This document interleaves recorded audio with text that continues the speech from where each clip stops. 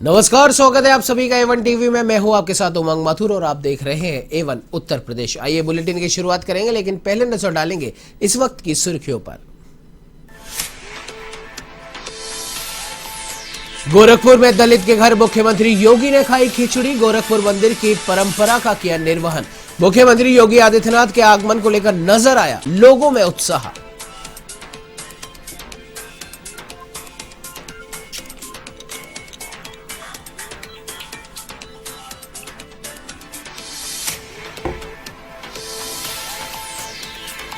स्वामी प्रसाद मौर्य की सपा में एंट्री। मुकेश शाह के भगवती प्रसाद समेत 8 बीजेपी नेता हुए समाजवादी पार्टी में शामिल। 20 जनवरी को दारा सिंह चौहान करेंगे सपा की सदस्यता ग्रहण।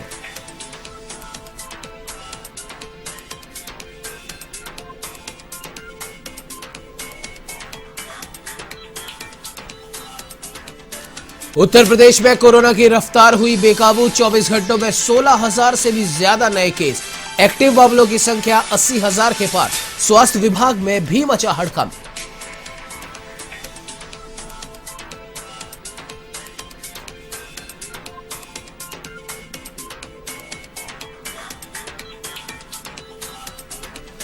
प्रदेश में देखी गई मकर संक्रांति की धूम। प्रयागराज, वाराणसी समेत कई जगहों पर लोगों ने लगाई आस्था की डुबकी। दान पुण्य का दौर दिन भर रहा जारी।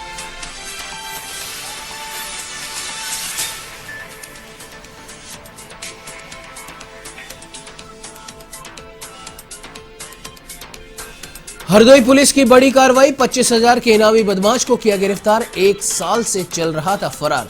आरोपी के पास से हथियार भी बरामद।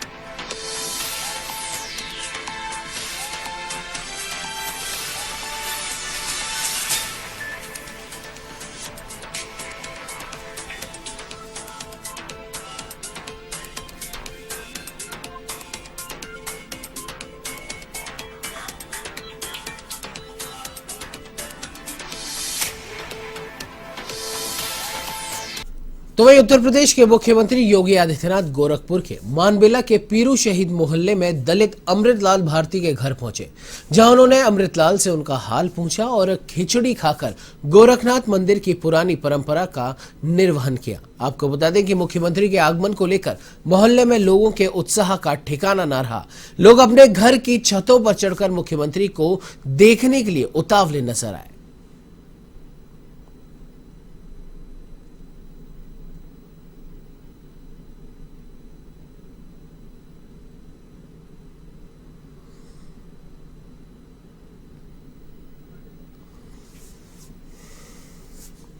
तो वह भाजपा छोड़ने के बाद स्वामी प्रसाद मौर्य और धर्म सिंह सैनी सहित 8 विधायकों ने सपा का दामन थाम लिया है।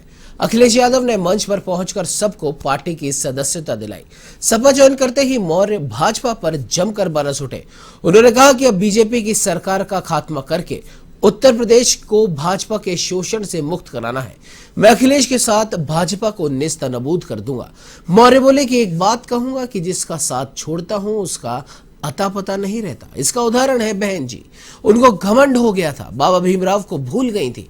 मौर्य ने कहा कि भाजपा के बड़े बड़े नेता जो कुंभकर्ण की जगह माफ कीजिएगा, जो कुंभकर्ण की तरह सो रहे थे, जिनको कभी विधायक और मंत्रियों से बात करने का वक्त नहीं मिलता था, हम लोगों के इस्तीफा देने के बाद उनकी नींद हराम हो गई है और आज सत्ता में 5% लोग मलाई खा रहे हैं। अब 80 और 20 की लड़ाई नहीं, बल्कि 15 और 85 की लड़ाई होगी।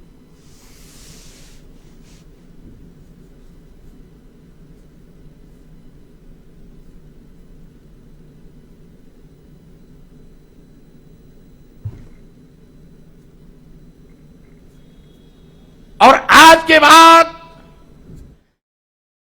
भावी मुख्यमंत्री की पारी शुरू करने वाले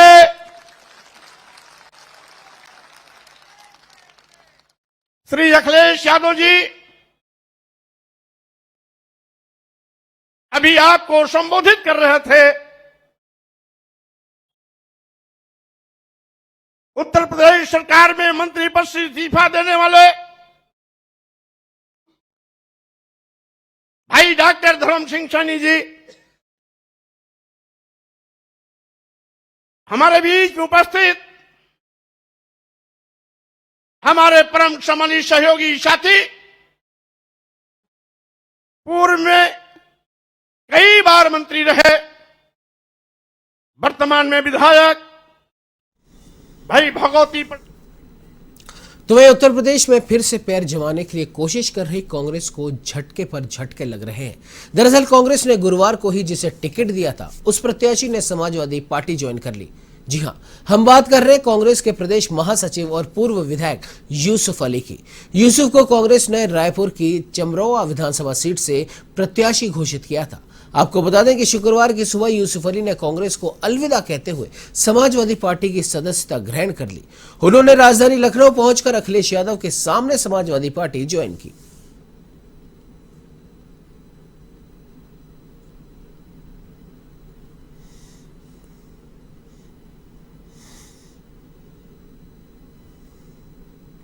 तो वहीं उत्तर प्रदेश में बीते 24 घंटों में 16,000 नए संक्रमित मिले हैं। कुल एक्टिव केस की संख्या 84,444 440 हो गई है।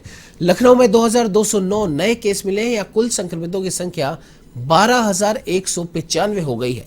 महज 6 दिन में 70,000 से भी ज्यादा केस सामने आ चुके हैं और पिछली वेव में 80,000 केस पर कंप्लीट लॉकडाउन लगा दिया गया था। इसी रफ्तार से यदि कोरोना बढ़ा तो एक सप्ताह के भीतर 1.5 लाख सक्रिय केस होंगे। उत्तर प्रदेश में चुनाव की तारीखों का ऐलान भी हो चुका है और ऐसे में लोगों का कहना है कि चुनाव आयोग अगर सख्त नहीं हुआ तो तीसरी लहर ज्यादा भयानक होगी। कहीं चुनाव कोरोना का सुपर स्प्रेडर ना बन जाए।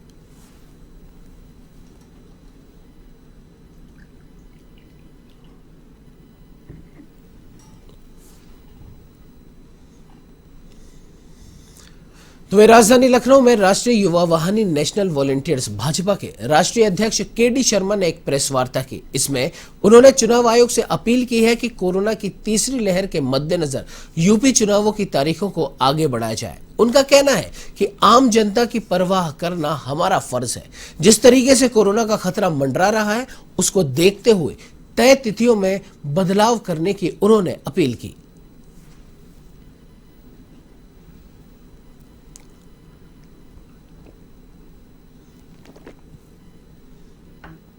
देखिए, सभी के संज्ञान में है कि ओमिक्रॉन इतने तेजी से बढ़ रहा है और ऐसी स्थिति में यदि चुनाव आयोग द्वारा चुनाव निश्चित डेटों पर कराए जाते हैं तो संभवतः कोरोना अपना विस्फोट करेगा और महामारी का रूप ले लेगा।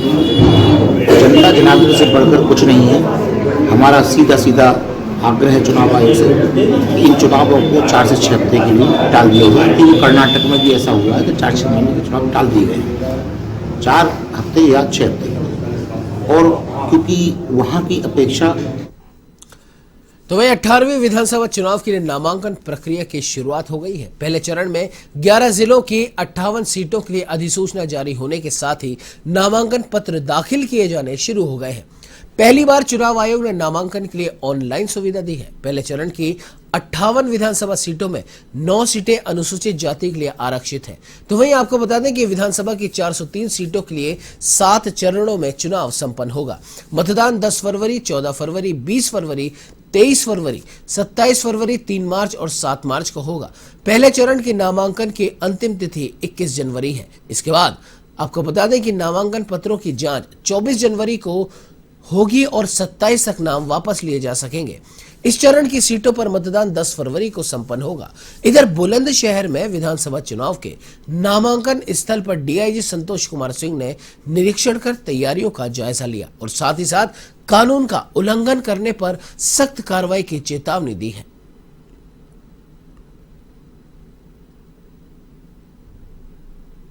जनता के साथ स्वतंत्र और निष्पक्ष चुनाव कराने के लिए कटिबद्ध है। चुनाव आयोग के निर्देशों का 100% अनुपालन सुनिश्चित हो, आचार संहिता का कतमक उल्लंघन न हो। इस निमित्त हम लोग जो है फैसिलिटेट करेंगे व्यवस्थाएं, लेकिन अगर कोई कानून तोड़ने का प्रयास करेगा या जो आचार संहिता है उसके उल्लंघन का प्रयास करेगा तो जो भी वैधानिक। ब्रेक के बाद स्वागत है आप सभी का एवन टीवी में। अब आइए नजर डाल लेते हैं कुछ और खबरों की ओर। आपको बता दें कि उत्तर प्रदेश में प्रथम चरण के मतदान को लेकर नामांकन प्रक्रिया शुरू हो गई है। आगरा के जिला मुख्यालय पर प्रत्याशी नामांकन करने पहुंच रहे हैं, जिसको लेकर जिला प्रशासन की ओर से कड़े इंतजाम किए गए हैं। यहां आसपास बैरिकेडिंग भी लगाई गई है, जबकि जिला मुख्यालय के मुख्य द्वार पर पुलिस बल तैनात है। इधर प्रत्याशी और उसके साथ अन्य 2 साथियों को ही नामांकन करने के लिए जिला मुख्यालय में प्रवेश दिया जा रहा है।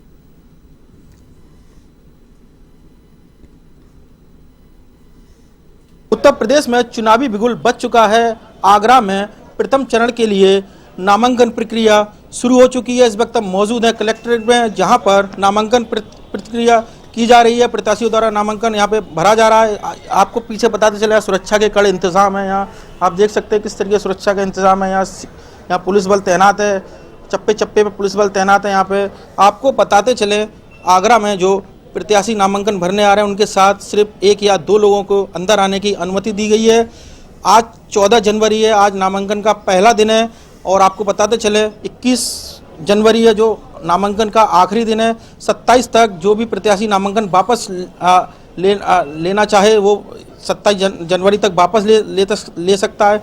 अब देखना होगा आज शाम तक कितने प्रत्याशी यहाँ पर नामांकन भरते हैं। आगरा से एवन टीवी शाहिद रजा। तो हरदोई की कछौना पुलिस ने 25,000 रुपए के इनामी बदमाश को गिरफ्तार कर लिया है। पुलिस ने उसके पास से एक तमंचा, एक जिंदा कारतूस भी बरामद किया। आपको बता दें कि यह शातिर 1 साल से फरार चल रहा है। इसके खिलाफ थाना अतरौली से गैंगस्टर एक्ट के तहत मुकदमा दर्ज किया था। अपर पुलिस अधीक्षक पूर्वी अनिल कुमार यादव ने बताया कि जिले में आगामी विधानसभा चुनाव को सकुशल संपन्न कराने के लिए अपराधियों की धरपकड़ लगातार जारी है, जिसके तहत ये कार्रवाई की गई।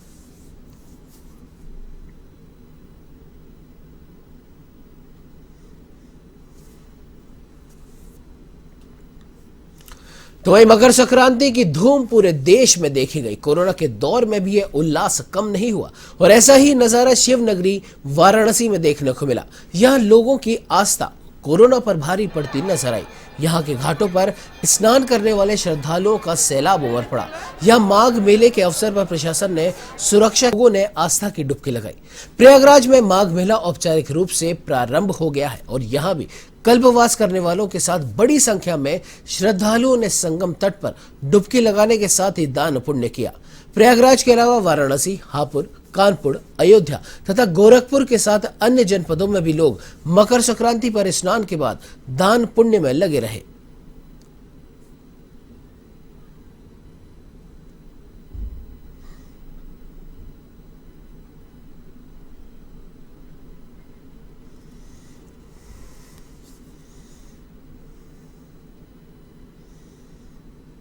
इस बुलेटिन में फिलहाल इतना ही। देश प्रदेश की तमाम बड़ी खबरों की जानकारी के लिए आप बने रहिए हमारे साथ और देखते रहिए एवन टीवी। नमस्कार।